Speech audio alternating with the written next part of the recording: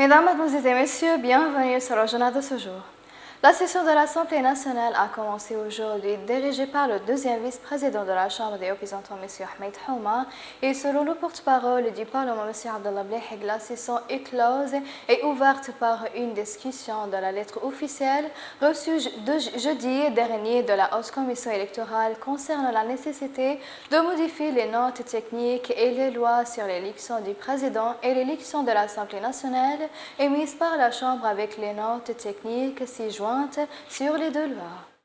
La délégation de l'Assemblée nationale dirigée par le premier vice-président de la Chambre des représentants, M. Fawzi Nouiri, a poursuivi sa participation aux sessions de la réunion parlementaire préliminaire de la 66e conférence sur le climat tenue à Rome. Le membre de la délégation, président de la commission législative et constitutionnelle de l'Assemblée nationale, M. Ramadan Chembesh, a souligné lors d'un discours qu'il a prononcé sur la criminalisation de l'enfouissement des déchets nucléaire dans le pays ou en conflit armé pour limiter les effets catastrophiques sur l'humanité. Le Premier ministre, M. Abdelhamid Dbeiba, a discuté avec le procureur général conseiller Sadiq Sour d'un certain nombre de questions qui nécessitent un suivi de la part des organes exécutifs du gouvernement et le dossier de l'immigration clandestine a également été évoqué, ainsi que la nécessité de prendre plusieurs mesures par le ministère de l'Intérieur et l'Office des migrations illégales.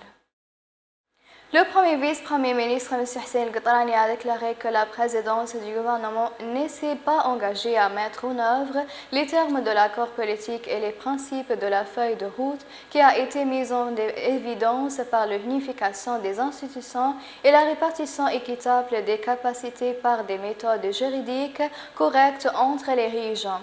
Ghatrani a indiqué dans une déclaration lue au nom des responsables du gouvernement de Syrianique et des maires des municipalités que le gouvernement de Dbeiba n'a pas atteint le niveau de responsabilité nationale et historique, en plus d'émettre des décisions individuelles, soulignant qu'il n'a pas réussi à gérer la différence et tomba dans les voies de l'administration individuelle et des comptes personnels. La mission d'appui des Nations Unies ONUPI a appelé le gouvernement à répondre aux observations et aux problèmes contenus dans la déclaration des responsables de Syrianique au sein du gouvernement, publiée à l'issue d'une réunion tenue hier à Benghazi. La mission a exhorté toutes les parties à éviter l'escalade et s'abstenir de toute action qui pourrait menacer l'unité du pays et de ses institutions et entraver directement ou indirectement la tenue d'élections du 24 décembre. Mesdames et messieurs, la fin des résumés. Merci de m'avoir attiré votre attention et au revoir.